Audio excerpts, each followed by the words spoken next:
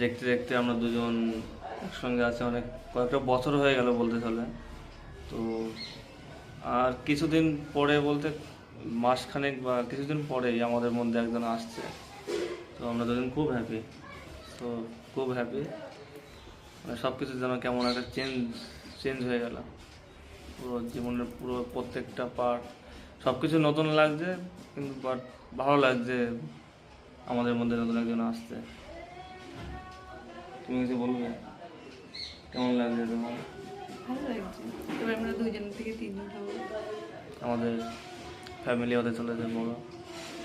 এতদিন দুজন ছিলাম, এখন 3 জন হবো। খুবই ভালো লাগছে। দেখতে দেখতে অনেক স্বপ্ন দেখেছিলাম আগে যে বিয়ে করবো, ছেলে মেয়ে হবে। তো সেই দিন এখন চলে এসছে, আর বেশি দিন নেই। আর কটা মাস।